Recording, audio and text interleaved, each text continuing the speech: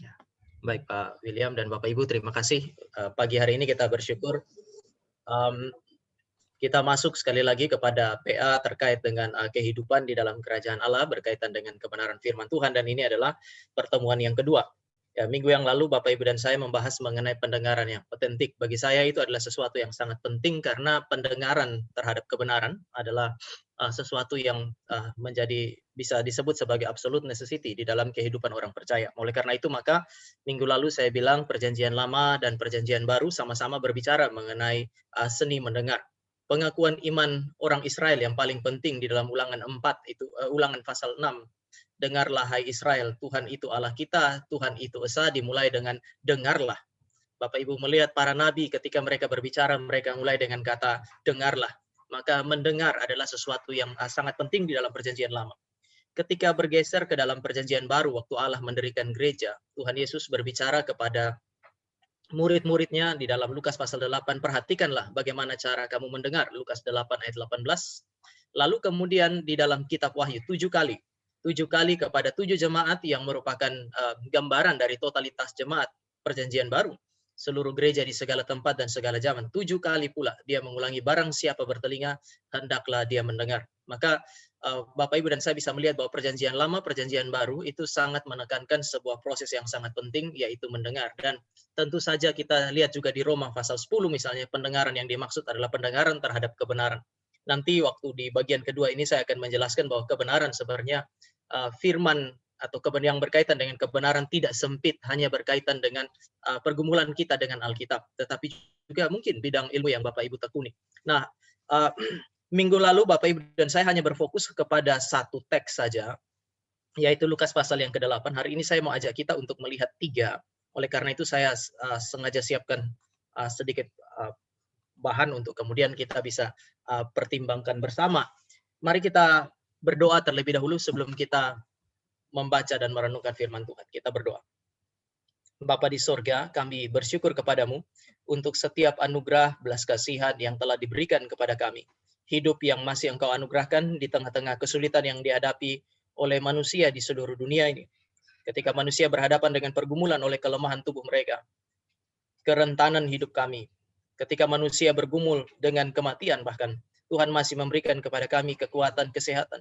Kalaupun kami bergumul dengan kesehatan kami, setidaknya Tuhan masih memberikan bagi kami waktu untuk bersama-sama duduk dan belajar pada pagi hari ini. Kami percaya inilah bukti cinta kasih Tuhan bagi kami secara lahiriah.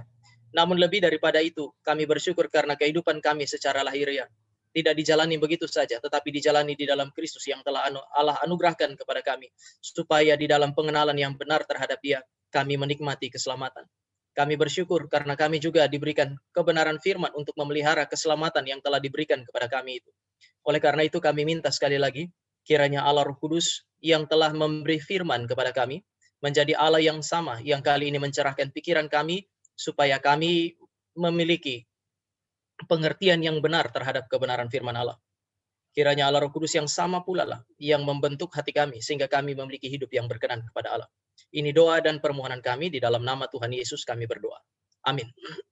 Ya, Bapak Ibu, terkait dengan apa yang disebut sebagai pendengaran yang otentik minggu yang lalu, itu adalah sesuatu yang sangat penting yang Bapak Ibu dan saya perlu untuk perhatikan. Artinya kita tidak punya pilihan yang lain kecuali mempersiapkan telinga kita baik secara fisik tapi juga pada saat yang sama hati dan pikiran kita ketika kita bergumul dengan kebenaran firman Allah atau kebenaran di dalam bidang kita masing-masing. Kenapa? Karena ini berkaitan dengan bagaimana Tuhan membentuk kehidupan kita.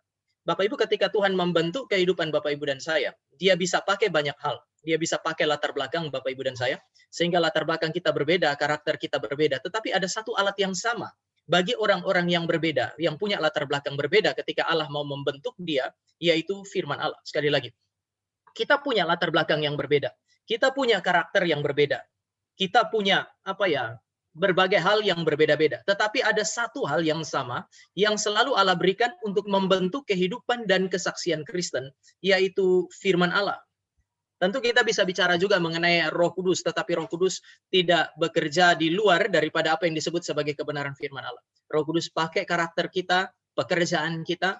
Bapak, Ibu, dan saya punya pekerjaan keahlian di bidang masing-masing itu kemudian sebenarnya Alkitab juga lihat itu sebagai talenta yang dipercayakan kepada Tuhan. Bagaimana kita memakai itu kan Roh Kudus yang menggerakkan kita, menguduskan itu dan memakai itu. Tetapi arah atau cara menggunakannya itu Tuhan pimpin melalui kebenaran firman Allah. Maka saya percaya bahwa di balik banyak hal yang natural yang Tuhan pakai untuk membentuk kehidupan kita sebagai umat Allah, ada satu hal yang sama yang senantiasa Tuhan pakai juga untuk membentuk kita yang berbeda ini, yaitu firman Allah. Nah, apa yang oleh karena itu maka saya bilang bahwa kita perlu memberikan perhatian yang cukup terhadap kebenaran firman Allah di dalam seluruh dimensi hidup kita. Karena inilah alat yang Tuhan pakai untuk kemudian memberikan pembentukan yang baik di dalam kehidupan kita. Nah, mari kita mulai dengan melihat Kisah Para Rasul pasal yang ke-17. Kisah Para Rasul pasal yang ke-17. Di poin ini saya mau melihat kita bahwa mengajak kita untuk melihat bahwa Allah memakai firman Allah untuk membentuk karakter kita. Saya baca Kisah Para Rasul pasal yang ke-17 ayat 10 dan ayat 11. Bapak Ibu bisa perhatikan di dalam Alkitab masing-masing. Kalau Bapak Ibu lihat di dalam pasal 17 ayat 1 sampai dengan ayat yang ke-8, di situ Paulus dan Silas itu menghadapi tantangan yang sangat sulit. Mereka menghadapi pergumulan yang sangat berat, mereka diusir, mereka dibenci, ditolak oleh orang-orang yang ada di Tesalonika. Sehingga mereka kemudian dipimpin oleh Tuhan melalui saudara-saudara seiman dan dibawa ke Berea. Mari kita lihat apa yang ditulis mengenai Berea, dicatat oleh Lukas mengenai jemaat di Berea orang Yahudi yang ada di Berea. Ini belum Kristen ya. Tetapi pada malam itu juga, segera saudara-saudara di situ menyuruh Paulus dan Silas berangkat ke Berea. Setibanya di situ, pergilah mereka ke rumah ibadat orang Yahudi. Orang-orang Yahudi di kota itu lebih baik hatinya dan daripada orang-orang Yahudi di Tesalonika. Mengapa?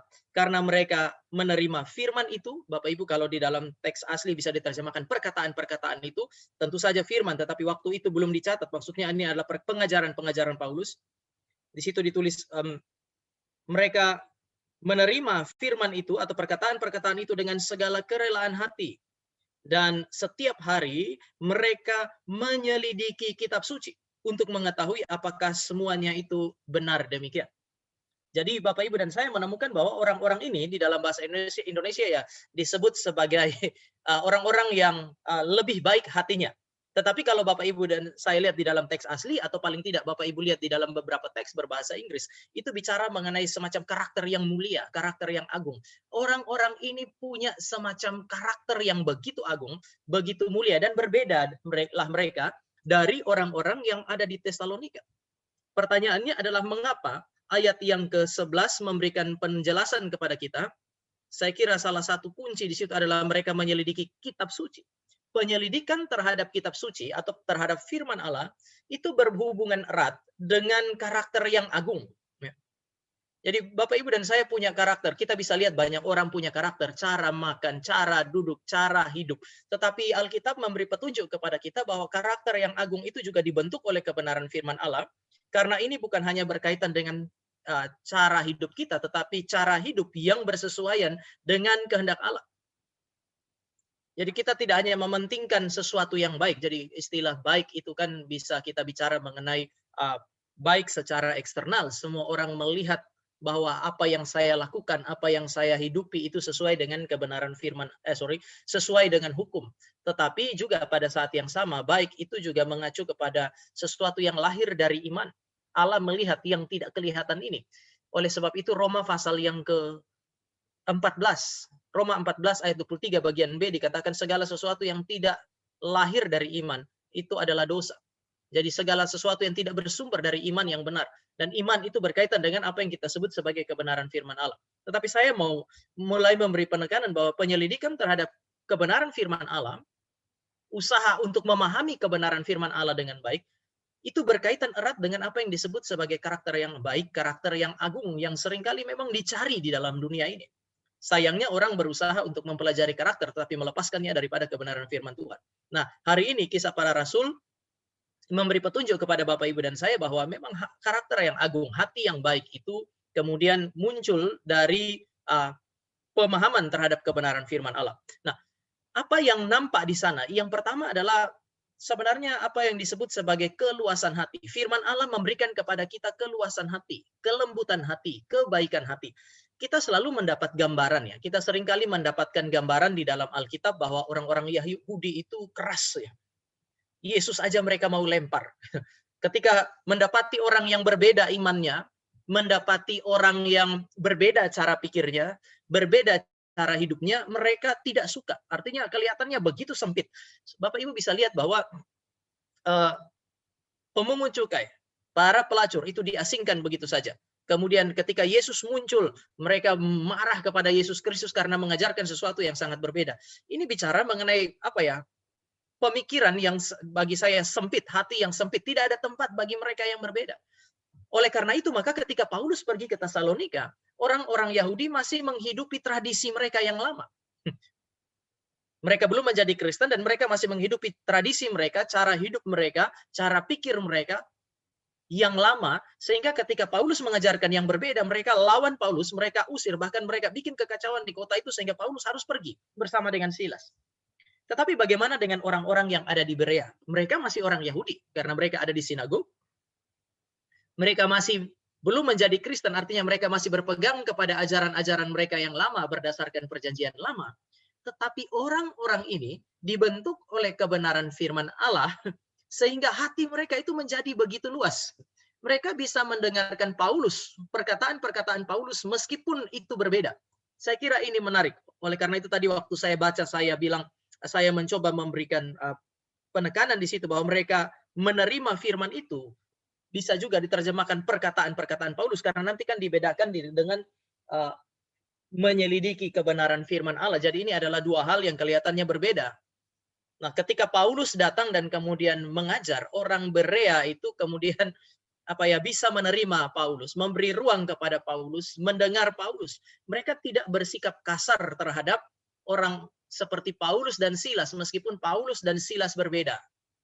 Ya Bapak Ibu, saya kira inilah yang diajarkan oleh Injil kepada kita. Ketika Paulus berkata kira-kira demikian di dalam Kristus, di dalam Injil, tidak ada lagi orang Yahudi, tidak ada orang Yunani, tidak ada lagi barbar dan skit, tidak ada lagi orang merdeka dan budak. Itu tidak berarti bahwa kekristenan menyangkali perbedaan. Tidak.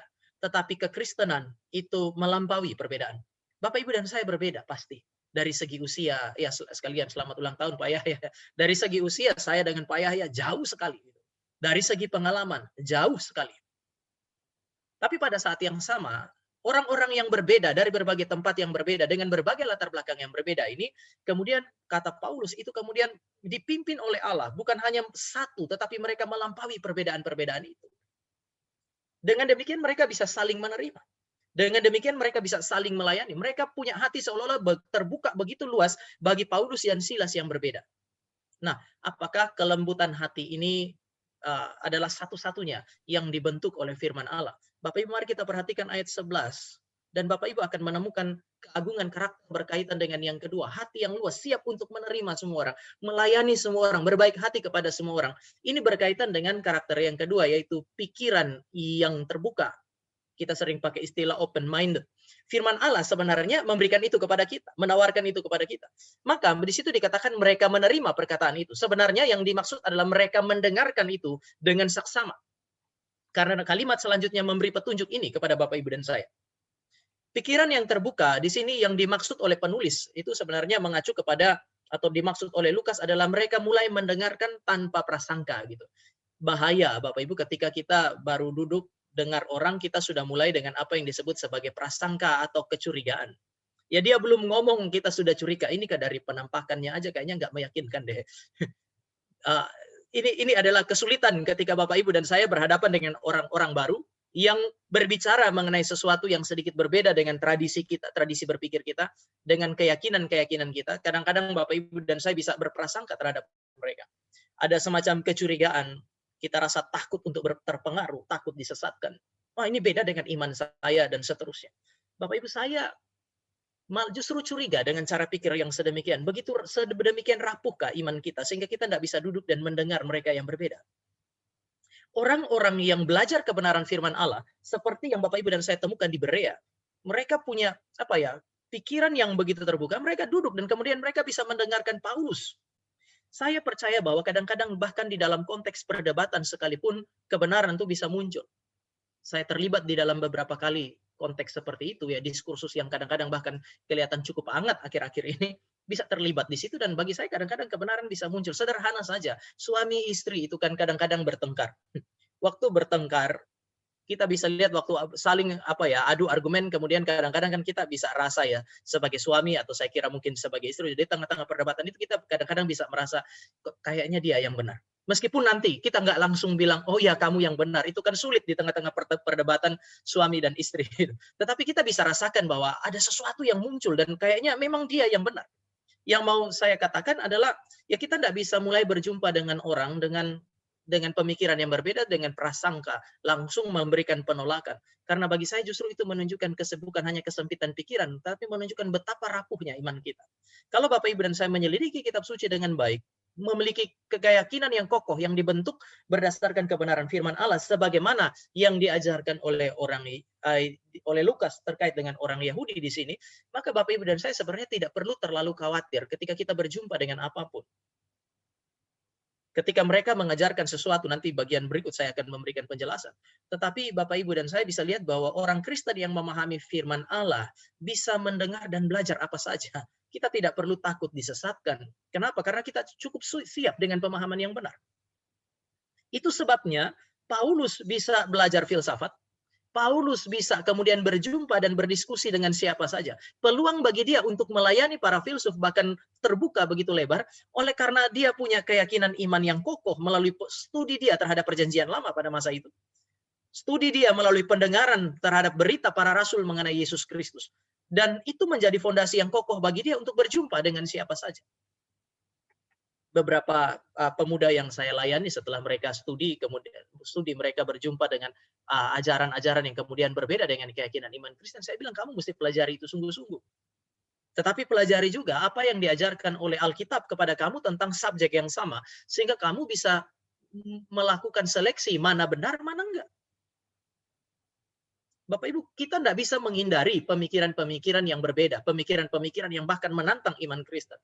Tetapi kita bisa menghadapi itu jika Bapak Ibu dan saya melakukan apa yang dilakukan oleh orang-orang Yahudi yang ada di dalam kota Berea, yaitu mereka terus-menerus menyelidiki kebenaran firman Allah. Saya percaya kebenaran firman Allah itu membuat kita bukan hanya hati kita luas, tetapi pikiran kita terbuka. Kita menerima orang lain, bisa berjumpa dengan mereka, memperlakukan mereka dengan baik, even ketika mereka berbicara mengenai sesuatu yang berbeda dan menantang kehidupan kita.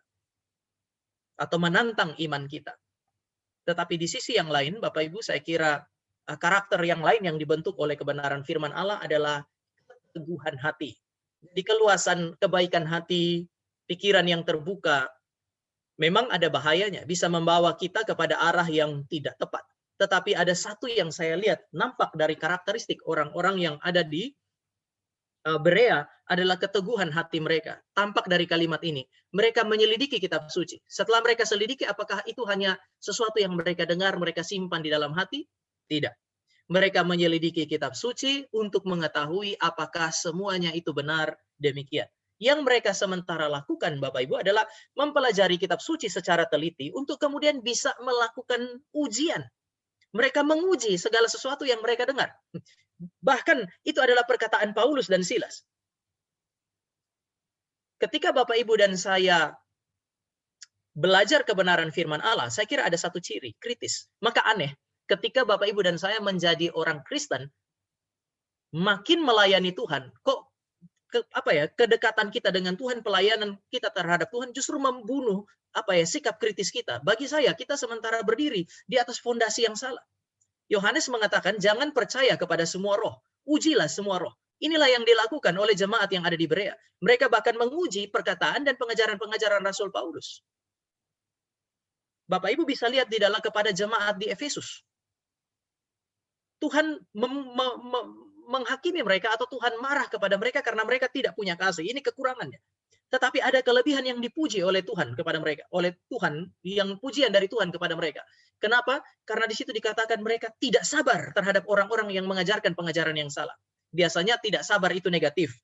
Tapi di Efesus, Kepada jemaat Efesus dalam Wahyu pasal yang kedua, Bapak Ibu mendapatkan satu kalimat, Tuhan memuji mereka oleh karena mereka tidak sabar. Ini semacam ketidaksabaran yang suci terhadap orang-orang yang mengajarkan ajaran yang salah. Dan berdasarkan studi mereka terhadap kebenaran firman Allah, mereka membuktikan bahwa ajaran itu tidak benar.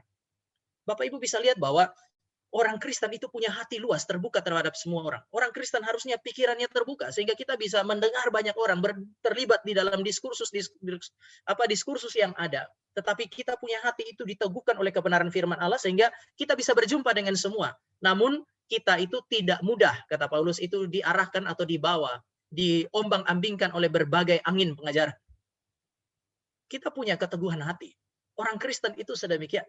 Ya, saya kalau di gereja ya Pendeta Stephen Tong bilang kita manusia itu dagingnya di luar, tulangnya di dalam. Tulang membuat kita bisa berdiri tegak, tetapi daging itu membuat kita itu bisa bersentuhan dengan semua orang gitu. Artinya ya keterbukaan hati, kelembutan hati, keterbukaan pikiran itu seperti daging yang ada di luar, membuat kita bisa berjumpa dengan semua orang. Tetapi keteguhan hati itu seperti tulang yang membuat Bapak Ibu dan saya itu tidak mudah digeser kemana-mana. Saya percaya bahwa inilah karakter agung yang sesungguhnya. Kita ini orang-orang yang berbeda, saya percaya ya, bukan hanya dengan di seluruh dunia lah kita bicara ini, atau katakanlah di ruang publik, di tempat di mana Bapak Ibu bekerja, kita tidak hanya ketemu orang Kristen, kita ketemu orang yang bukan Kristen. Kita juga bisa mendengar segala sesuatu yang mereka katakan. Telinga ini tidak bisa ditutup untuk mendengar berbagai hal yang dibicarakan, diajarkan oleh orang lain. Namun hati Bapak Ibu dan saya, karakter Bapak Ibu dan saya itu akan menentukan bagaimana kita berespons terhadap semuanya itu. Oleh karena itu, maka minggu yang lalu, pendengaran yang otentik itu sesuatu yang sangat penting. Mendengar, mengerti, menyimpan di dalam hati. Ini seperti Bapak Ibu dan saya sementara menyimpan saringan di dalam diri kita, sehingga segala sesuatu yang masuk tidak otomatis masuk dan mengotori pikiran kita, mempengaruhi pikiran dan hati kita. Tetapi diuji terlebih dahulu, mana yang benar yang bisa saya terima, mana yang salah yang mesti kemudian Bapak Ibu dan saya tolak. Kalau dengan pemuda di gereja, saya bilang orang Kristen boleh belajar apa saja. Orang Kristen boleh berjumpa dengan siapa saja. Tetapi orang Kristen tidak menerima apa saja. Dan tidak menerima apa saja yang dikatakan oleh orang lain. Ini saya kira ini semacam karakteristik yang harus dimiliki oleh orang Kristen. Dan firman Allah membentuk karakter ini di dalam kehidupan Bapak Ibu dan saya. Ini poin yang pertama. Firman membentuk hidup. Artinya firman membentuk karakter orang Kristen. Membentuk karakter Bapak Ibu dan saya. Yang kedua, mari Bapak Ibu kita lihat Mazmur pasal 119. Ini ayat yang saya kira klasik ya Bapak Ibu. Mazmur pasal yang ke-119.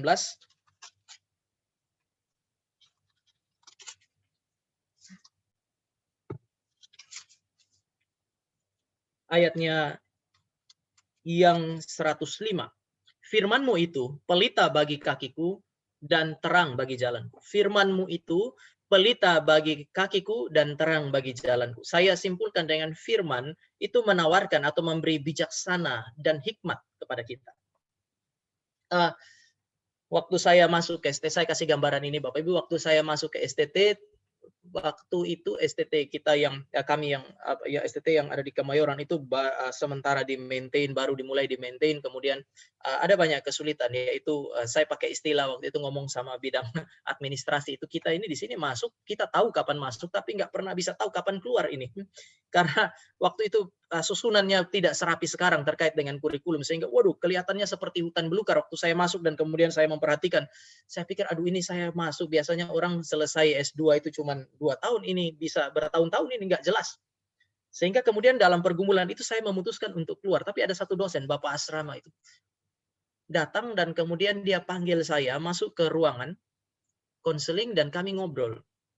Waktu dia tanya, Tama, kenapa? Lalu saya jelaskan semua. Wah, saya bilang, wah saya sudah bergumul masuk ke tempat ini. Lalu kemudian ini ada beberapa hal yang bagi saya tidak jelas dan seterusnya. Lalu kemudian dia bilang, tapi pertama kali kamu masuk, apakah kamu yakin bahwa ini adalah tempat yang tepat? Saya bilang iya. Dan singkat cerita kemudian dia bilang begini, Tama, seharusnya pergumulan kamu dengan firman itu membuat kamu menjadi bijak. Membuat kamu berhikmat untuk mengambil keputusan kalau memang kamu tahu ini kehendak Tuhan masuk ke sini. Lalu kemudian dia kasih satu ilustrasi. Kalau kursi-kursi yang ada di sekitar kita ini, dalam ruangan ini berantakan, lalu kemudian malam hari saya matikan lampu, apa yang akan terjadi kalau kamu jalan dalam ruangan ini, dalam kondisi ruangan berantakan? Saya bilang, saya akan tabrak kursi-kursi itu. Dia bilang, betul. Karena ruangan berantakan, lampu mati sehingga ada kemungkinan kamu tabrak itu. Tapi saya mau tanya satu hal sama kamu. Bagaimana jika malam itu ketika kamu mau jalan, saya nyalakan lampunya? Apa yang akan terjadi? Apakah kamu akan tabrak kursi itu? Saya bilang enggak. Lalu dia tanya, kenapa kamu enggak nabrak kursinya? Apakah lampu yang menyala memperbaiki? Apakah lampu yang menyala memperbaiki kursi menjadi rapi? Posisi kursi menjadi rapi? Saya bilang tidak. Tetapi lampu yang menyala memberi sudut pandang kepada saya sehingga saya bisa berjalan di tengah-tengah situasi yang berantakan itu. Inilah yang dimaksud Bapak Ibu oleh Alkitab dengan firman adalah pelita bagi kakiku dan terang bagi jalanku. Bapak Ibu adalah dan saya adalah orang-orang yang hidup di dalam dunia yang oleh karena dosa digambarkan Alkitab sebagai lahan yang terbengkalai. Bagaimana caranya kita bisa hidup dan bertahan di tengah-tengah ladang yang terbengkalai ini, kehidupan yang kacau balau ini? Bagaimana Bapak Ibu dan saya bisa memiliki hidup yang mempermuliakan Allah di tengah-tengah dunia yang tidak ideal ini? Pemazmur mengatakan firman adalah pelita bagi kakiku dan terang bagi jalanku. Firman memberi sudut pandang sehingga ketika saya melangkahkan kaki saya, meskipun masalah itu tidak selesai, masalah itu tidak terselesaikan oleh karena ada firman, saya tahu bagaimana menyelesaikannya, atau paling tidak saya tahu bagaimana menghadapinya. Firman Tuhan tidak meniadakan badai COVID-19 ini dengan segala pergumulan yang hari ini kita hadapi. Tetapi firman Allah bisa memberikan perspektif, bisa memberikan bijaksana bagaimana kita menghadapinya. Ini yang dimaksud oleh kebenaran oleh Mazmur ketika dikatakan bahwa firman Tuhan itu menjadi pelita dan terang. Nah, Bapak Ibu, di dalam kehidupan Bapak Ibu dan saya sebenarnya kita kan melakukan beberapa hal atau beberapa pembelajaran, dan semua itu saya kira merupakan hal-hal yang penting di dalam kehidupan Bapak Ibu dan saya, dan sebenarnya tidak boleh, sekali lagi tidak boleh Bapak Ibu dan saya mengabaikannya. Nah, saya mau mulai dengan memberikan gambaran ini kepada Bapak Ibu dan saya. Saya pakai dua istilah di situ, kitab suci dan kitab alam. Saya mulai dengan ini. Penyelidikan kitab alam itu melengkapi diri kita dan menjawab kebutuhan kita. Kitab alam itu apa? Ya, alam semesta ini. Kita tidak hanya diminta untuk mempelajari kitab suci semata-mata. Saya bersyukur hari ini kita bicara mengenai ada dokter, ada ekonom mungkin di berbagai bidang kita. Bagaimana kita melihat ilmu kita dalam relasi dengan kitab suci. Kalau ini adalah Allah, katakanlah ini Allah. Allah memberikan dua kitab atau dua macam wahyu kepada kita. Yang pertama saya sebut sebagai kitab alam. Alam. Dan yang kedua, ini yang kita sebut sebagai kitab suci, yang kita sebut sebagai Alkitab. Alam dipelajari oleh saintis. Alkitab dipelajari oleh teolog. Tetapi Bapak Ibu dan saya mesti ingat bahwa alam, kebenaran di dalam alam dan kebenaran di dalam Alkitab sama-sama berasal dari Allah. Seharusnya memang nggak berbenturan. Saya percaya bahwa benturan antara kebenaran yang kita temukan atau hal-hal yang kita temukan di dalam alam dengan kitab suci itu muncul karena beberapa hal. Pertama, teolog salah tafsir Alkitab. Yang kedua, saintis salah tafsir alam. Atau yang ketiga, sama-sama salah. Tetapi kalau orang menafsirkan alam dengan benar, menginterpretasikan alam dengan benar untuk menyelesaikan pergumulan-pergumulan di dalam alam semesta ini, saya kira sains berkembang juga karena ada pergumulan, maka sains kemudian mengembangkan dirinya. Saintis mengembangkan ilmu pengetahuan berkaitan dengan penyelidikan terhadap alam. Kalau dia tafsir dengan benar, maka Bapak Ibu dan saya akan mendapati bahwa ya seharusnya dua ini tidak berbenturan, sebaliknya keduanya saling mendukung satu sama lain. Saya percaya ada kebenaran yang Allah taruh di dalam alam dan kebenaran yang tentu Allah taruh di dalam apa yang kita sebut sebagai Alkitab. Dua ini berhubungan satu sama lain. Nah, bagaimana orang Kristen bersikap terhadap hal ini? Bapak Ibu, bijaksana itu datang dari mana? Bijaksana itu tidak hanya datang dari studi terhadap kitab suci. Bijaksana datang tentu saja dari penyelidikan kita juga terhadap alam semesta ini.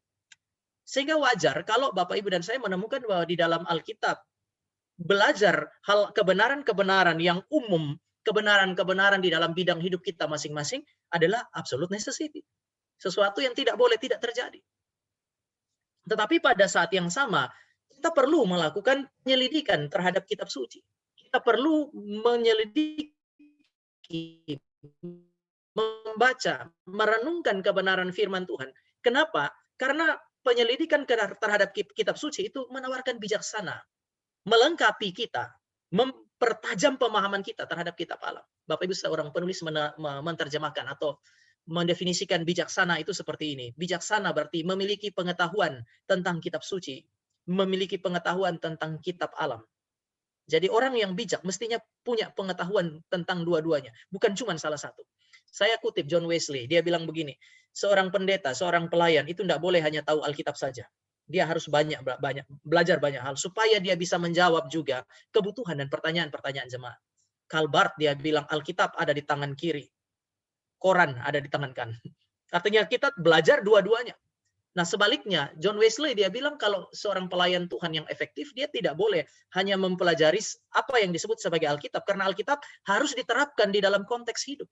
Sebaliknya, seorang awam yang melayani, yang bukan pendeta yang melayani, entah dia memberitakan Injil, entah dia hadir dalam gereja, dia melayani Tuhan, mempermuliakan Allah di bidang masing-masing. Dia tidak boleh hanya mempelajari satu saja, yaitu misalnya kalau dokter ya mempelajari kedokterannya saja, pengusaha mempelajari ekonomi saja. Tidak, tetapi dia juga perlu menyelidiki kitab suci sehingga dia tahu bagaimana ilmu pengetahuan itu kemudian diterapkan dengan benar. Waktu saya sementara menyelesaikan tulisan akhir saya, dan saya di tengah-tengah tulisan akhir saya ini saya tentu saja tidak begitu bisa diterima jika saya kutip tulisan-tulisan Paulus. Namun saya memastikan bahwa setiap kalimat yang saya tulis, setiap bab yang saya tulis, setelah saya selesaikan, saya baca lagi untuk memastikan bahwa tidak ada satupun di dalamnya yang bertentangan dengan keyakinan iman saya sebagai orang Kristen. Ada yang bilang filsafat itu membahayakan iman, tapi nanti dulu justru melalui filsafat yang memberikan kemungkinan untuk berpikir secara leluasa itu, ya saya bisa mengembangkan sebuah pemikiran atau sebuah teori yang saya yakin tidak bertentangan dengan kitab suci. Waktu membahas mengenai hati nurani, saya tulis, saya parafrasekan kalimat Paulus bahwa Allah menulis hukumnya di dalam hati manusia dengan mengatakan bahwa hati nurani itu seperti hukum yang tertulis secara alamiah di dalam hati kita. Ya saya percaya bahwa itu tidak bertentangan dengan kitab suci. Tetapi Bapak Ibu, yang saya mau katakan adalah dua ini harus ada. Ada orang Kristen yang kalau urusan saham, beli barang, beli rumah, dia begitu teliti. Tetapi ketika dia mempelajari Alkitab, lewat begitu saja. Ada orang Kristen yang belajar kitab suci dengan begitu teliti. Namun kemudian ketika berkaitan dengan kehidupan dia di bidang yang Tuhan percayakan, dia mengerjakannya dengan asal-asalan. Ketika Bapak, Ibu, dan saya memahami apa itu bijaksana. Bijaksana berarti memiliki pengetahuan kitab suci dan pengetahuan yang situasional di bidang kita masing-masing. Hikmat berarti memiliki keahlian untuk menerapkannya. Jadi di dalam Alkitab, hikmat dan pengetahuan selalu berkaitan dengan pengetahuan kita, baik terhadap kitab alam maupun kitab suci. Itu bijaksana. Hikmat berarti memiliki kemampuan untuk menerapkannya di dalam hidup. Maka firman Allah adalah sesuatu yang tidak boleh tidak kita miliki. Pemahaman terhadap kebenaran firman Allah adalah sesuatu yang tidak boleh tidak kita miliki. Meskipun Bapak Ibu mungkin bukan seorang pendeta, bukan seorang hamba Tuhan. Saya kira ini adalah peringatan bagi kita semua. Sebuah dorongan bagi kita semua. Supaya kita semua mengusahakan dua-duanya. Kita bukan hanya mengusahakan salah satu di antaranya. Memang kemudian ini mungkin mengganggu rasa aman kita. Kita sudah terbiasa dengan bidang kita masing-masing, atau kita sudah terbiasa dengan studi Alkitab. Tetapi Alkitab sebenarnya sangat terbuka terhadap pengetahuan di luar sana. Salomo punya kalimat ini, atau Musa punya kalimat ini, mata ganti mata, gigi ganti gigi, nyawa ganti nyawa. Itu bukan asli produk Musa, bukan. Itu produk Hammurabi. Hammurabi menuliskannya 500 tahun sebelum Musa. Dan Musa mengutip itu. Artinya ada bijaksana di luar sana yang dipakai. Amsal-amsal Salomo mengutip amsal-amsal di timur dekat kuno. Jadi itu bukan sesuatu yang asing bagi Alkitab untuk belajar dari orang-orang yang bukan Kristen, menemukan kebenaran, dan kemudian kita justru mempergunakannya. Kehidupan yang bijak berkaitan dengan kebenaran. Kehidupan yang bijak berkaitan dengan kebenaran di bidang kita, dan berkaitan dengan apa yang disebut sebagai kebenaran yang ditawarkan kitab suci kepada kita.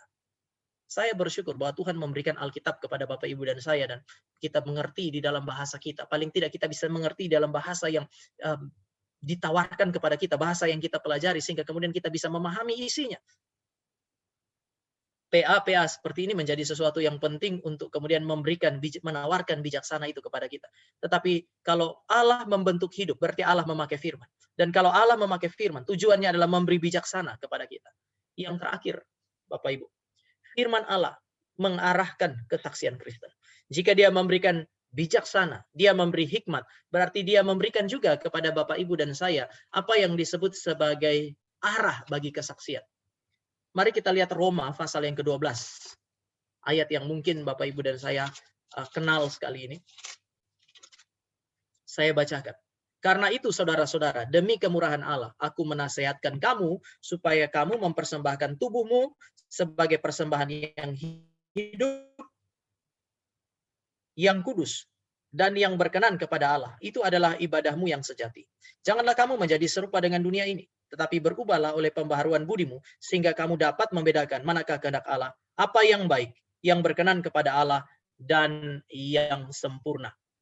Bapak Ibu, dia mulai dengan persembahkanlah tubuhmu. Bagi orang-orang Yahudi berlatar Yunani pada masa itu yang ada di Roma, ini kalimat yang bagi mereka mengejutkan. Ini sebuah revolusi dihadirkan oleh Paulus, Bapak Ibu. Kenapa? Karena pemikiran Yunani, filsafat Yunani mengatakan bahwa jiwa itu mulia, jiwa suci. Sementara tubuh ini berdosa. Oleh karena itu kita sering dengar istilah jiwa terpenjara di dalam tubuh. Kenapa pakai istilah itu? Karena tubuh ini dianggap jahat, lalu kemudian jiwa yang suci, yang baik terpenjara di dalamnya. Oleh karena itu, maka beberapa filsuf Yunani ketika mereka mati, itu mereka sangat-sangat berbahagia malah. Sokrates itu menghadapi kematian dengan tidak takut, karena dia percaya bahwa justru kematian memisahkan jiwa dari tubuh, dari penjara tubuh ini. Jadi cara pikir mereka membuat mereka itu yakin bahwa kematian itu adalah sesuatu yang baik. Bapak Ibu, itu kenapa waktu dalam Kisah Para Rasul pasal 17, ketika Paulus berbicara dengan para filsuf di Athena, waktu sampai kepada kalimat ini, tetapi Yesus Kristus itu bangkit dari antara orang mati, wah, langsung mereka bilang, sudahlah, lain kali saja kami dengar kamu. Kenapa? Karena mereka tidak percaya kebangkitan. Bangkit berarti membawa kembali jiwa ke dalam penjaranya. Mereka tidak mau itu. Sudah enak ini jiwa terpisah dari tubuh, ngapain lagi dia balik? Nah, Bapak Ibu, artinya tubuh itu sesuatu yang jahat yang nggak boleh dipersembahkan kepada Allah. Allah suci, kalau dari filsafat Yunani. Kalau Allah itu suci, maka persembahkanlah jiwa, jangan persembahkan tubuh. Tetapi Paulus menghadirkan semacam revolusi di sana. Dia bilang, persembahkanlah tubuhmu. Tetapi kalimat ini mesti dimengerti bahwa Paulus justru mau bicara mengenai totalitas. Persembahkanlah tubuh. Kalau filsafat Yunani yang berkembang di Roma itu berkata, jangan persembahkan tubuh sekarang demi kebenaran firman Allah. Allah yang menyelamatkan jiwa dan tubuh. Yang menebus jiwa dan tubuh adalah Allah yang menuntut kamu mempersembahkan tubuhmu. Jadi nggak ada di dalam dunia ini yang tidak boleh dipersembahkan kepada Allah. Harus dipersembahkan, harus dikembalikan untuk kemuliaan Allah.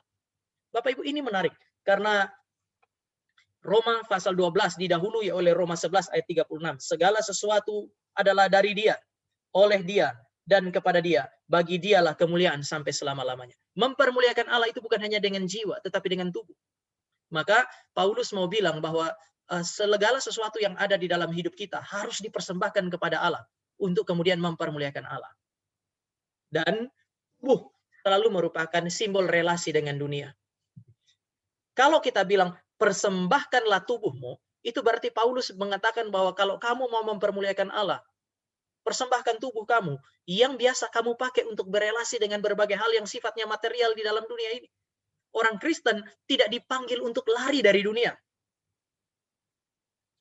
Berapa banyak orang Kristen yang setelah menjadi Kristen mengalami kelahiran baru, yang dia inginkan adalah pergi ke sorga.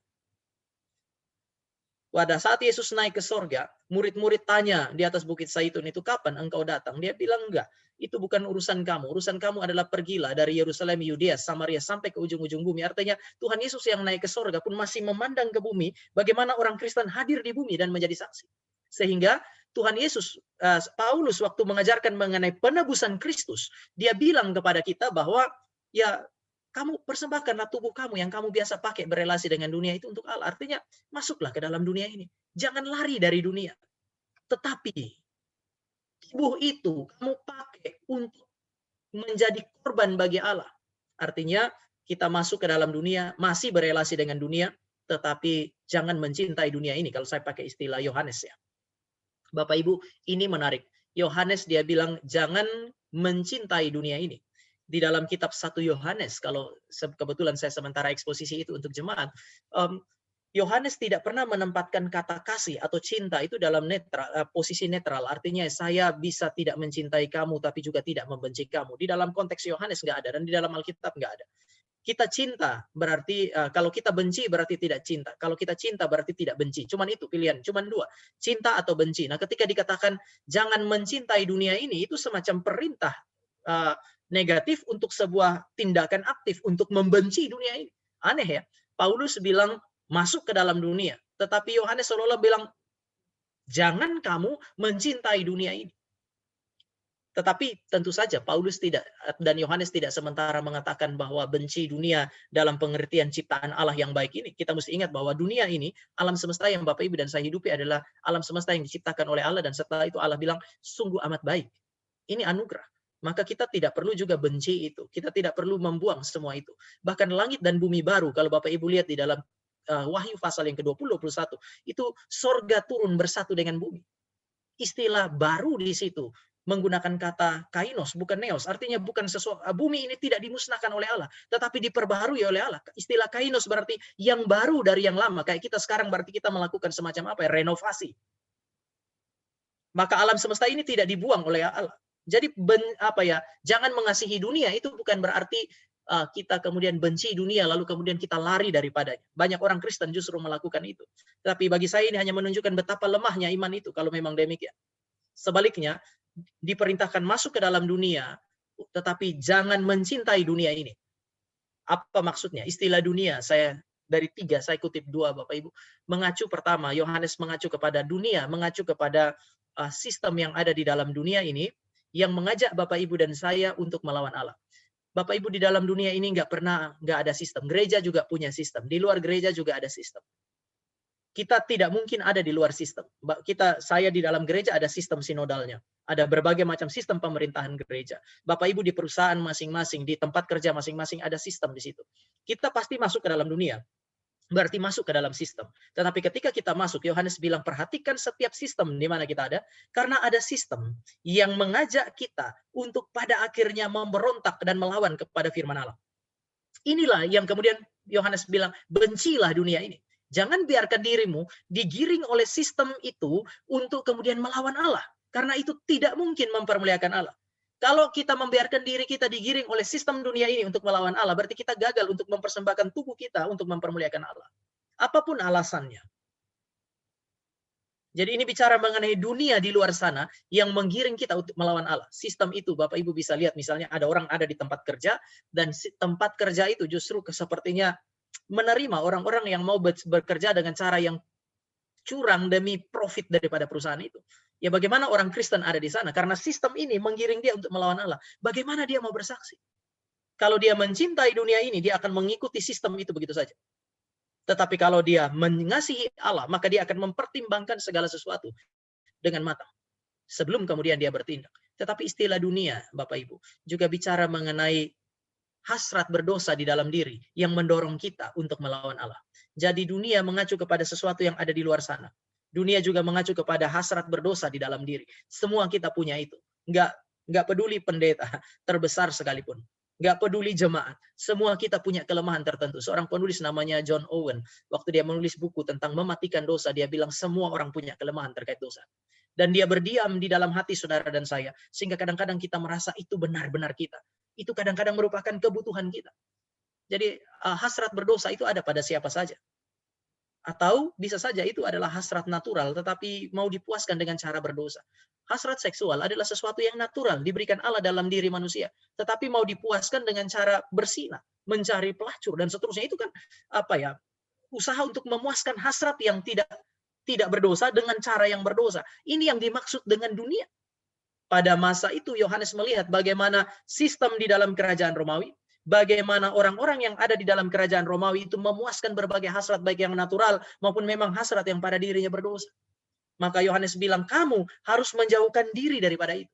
Dan Bapak Ibu, inilah artinya mempersembahkan tubuh. Bapak Ibu dan saya masuk ke dalam dunia, tetapi kita menjaga diri kita sedemikian rupa sehingga Paulus bilang tidak serupa dengan dunia ini. Ada di dalam dunia, tetapi tidak serupa dengan dunia karena kita tidak mengikuti sistem yang melawan Allah. Bapak Ibu dan saya ada di dalam sistem, tidak bisa menghindari sistem, maka ikutilah sistem yang benar.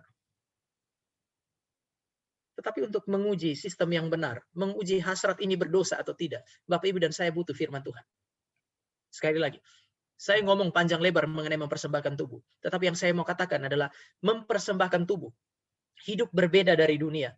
Tidak mungkin terjadi tanpa pengertian terhadap kebenaran firman Allah. Oleh karena itu, Bapak Ibu akan menemukan dalam ayat 12, tetapi berubahlah oleh pembaharuan budimu, sehingga kamu dapat membedakan manakah kehendak Allah, apa yang baik, yang berkenan kepada Allah, dan yang sempurna. Mesti ada kemampuan untuk membeda-bedakan berdasarkan kebenaran firman Allah. Maka, lagi-lagi, kesaksian Kristen membutuhkan firman Tuhan. Tadi saya bilang, kalau Tuhan mau bentuk hidup kita, dia bisa pakai banyak hal. Tetapi ada satu hal yang sama, yaitu kebenaran firman Allah. Justru komunitas itu penting. Gereja penting. Saya bersyukur mengetahui ada PA yang namanya PA The Mission ini. Di tengah-tengah PA inilah Bapak Ibu bisa sharing dan kemudian berbagi pemahaman mengenai kebenaran firman Allah untuk mengatasi berbagai pergumulan bersama, bukan? Karena tidak ada satu orang Kristen yang bisa mengetahui semua. Saya tidak percaya itu. Saya mengetahui A, Bapak Ibu mengetahui B. Di dalam persekutuan kemudian kita bisa saling memperlengkapi. Tetapi sama-sama butuh kebenaran firman Allah. Tidak ada kesaksian. Tidak ada kesaksian Kristen tanpa perbedaan dari dunia. Tetapi perbedaan dari dunia dihasilkan oleh pengaruh firman Allah terhadap Bapak Ibu dan saya. Maka saya mau tutup dengan ini, Bapak Ibu. Paulus mengatakan pembaharuan akal budi itu adalah sesuatu yang harus terjadi supaya hidup kita itu berbeda dari dunia. Maka dia tulis di situ, berubahlah oleh pembaharuan budi. Ini bukan pilihan. Paulus sampai di titik ini dia bilang, pertama dia perintah ini, persembahkanlah tubuhmu, itu perintah. Lalu yang kedua, berubahlah oleh pembaharuan budi. Cara pikir Bapak Ibu dan saya harus mengalami perubahan. Itu sesuatu yang tidak boleh, tidak terjadi. Tetapi yang mengubah pemikiran kita adalah firman Allah. Prinsip firman yang kita pelajari. Itulah yang mengubah cara pikir Bapak Ibu dan saya. Memberikan kepekaan, kemampuan untuk membeda-bedakan benar dan salah, tadi saya bilang, dan kemudian membentuk cara pikir. Cara pikir menentukan bagaimana Bapak Ibu dan saya hidup. Terakhir Bapak Ibu, ini kira-kira cara pikir menjadi penting karena ketika Bapak Ibu dan saya melihat dunia atau melihat pergumulan itu kan ini seperti apa ya, saya dan Bapak Ibu melihat dunia ini. Waktu Bapak Ibu dan saya melihat dunia, kelihatannya kita tidak dimediasi oleh apapun. Namun orang Kristen percaya bahwa kita selalu dimediasi oleh sesuatu. Itu terlihat biru karena ada semacam ya conceptual framework, worldview yang biru ini membuat benda yang ada di sini juga terlihat biru dari sudut pandang Bapak Ibu dan saya. Worldview inilah yang saya sebut sebagai hal yang terbentuk berdasarkan prinsip-prinsip yang kita pelajari di dalam ilmu kita maupun di dalam kitab suci. Makin banyak Bapak Ibu dan saya mempelajari sesuatu, maka makin luaslah wawasan dunia kita atau cara pandang kita. Saya kasih satu contoh. Waktu saya pergi, anak saya ada di dalam kandungan bulan yang kelima, kami pergi dan dokter mulai pakai apa ya USG yang masih 3D, 3 dimensi. Lalu kemudian dia kan dia lihat, taruh di perut istri saya lihat, lalu kemudian dia justru yang antusias itu dia gitu ya. Dia bilang coba lihat, ini tangannya loh, ini kakinya loh. Padahal yang saya lihat Bapak Ibu cuman kayak monitor dengan layar hitam putih kayak televisi rusak itu loh. Kayak banyak pasirnya gitu. Saya nggak begitu jelas, tapi sang dokter itu bisa melihat mana tangan, mana kaki, bahkan dia bisa ngomong jenis kelamin anak. Saya tanya yang mana, dia jelaskan. Oke, beberapa saya lihat, tapi yang lain yang dia ngomong saya nggak tahu. Ini loh Pak, detak jantungnya. Setelah saya bilang saya nggak tahu, lalu dia kasih dengar bunyi. Saya akhirnya dalam percakapan itu karena saya nggak bisa lihat apa yang dia lihat, maka saya bilang begini, dokter saya cuma butuh tahu satu, anak itu baik-baik saja atau enggak. Lalu dia bilang, oh ini baik Pak, bayinya sehat. Saya bilang saya nggak mau lihat jarinya, saya cuma mau tahu anaknya sehat atau enggak, karena memang saya nggak bisa lihat apa yang dia lihat. Bapak Ibu, supaya kita bisa berbeda dari dunia, kita mesti melihat apa yang dunia nggak lihat. Dan firman Allah menolong Bapak Ibu dan saya melihat apa yang dunia nggak lihat. Kemuliaan Allah, prinsip-prinsip yang seharusnya Bapak Ibu dan saya lihat berdasarkan tuntunan firman Allah itu. Di dalam ilmu pengetahuan yang sama, Bapak Ibu bisa melihat apa yang orang lain lihat. Firman Allah memampukan Bapak Ibu dan saya melihat melampaui itu supaya kita bisa mempermuliakan Tuhan. Sekali lagi firman Allah, pengertian terhadap kebenaran firman Allah adalah sesuatu yang saya sebut sebagai absolute necessity. Karena Allah kalau mau bentuk hidup kita dalam konteks yang berbeda, dengan latar belakang berbeda, dia pakai cara yang sama. Memberi Roh Kudus, roh kebenaran, yang menuntun di dalam kekudusan melalui kebenaran, yaitu firman Allah. Saya kira ini dari saya. Mari kita berdoa sebelum kita masuk dalam diskusi. Tuhan, kami bersyukur karena firman Allah memberikan peringatan kepada kami bahwa kami membutuhkan firman supaya hidup kami menjadi bijak, hidup kami penuh dengan hikmat Allah, melihat hal-hal yang tidak dilihat oleh dunia, sehingga kami memakai tubuh kami, hidup kami untuk mempermuliakan Allah di dalam bidang yang sama dengan orang-orang yang mungkin tidak percaya kepada Tuhan. Kami bersyukur untuk cinta kasih Tuhan. Berilah kepada kami terus-menerus pengertian, bentuklah kami, pikiran kami, hati kami dengan firman. Di dalam nama Tuhan Yesus kami berdoa dan mengucap syukur untuk firman Tuhan. Amin.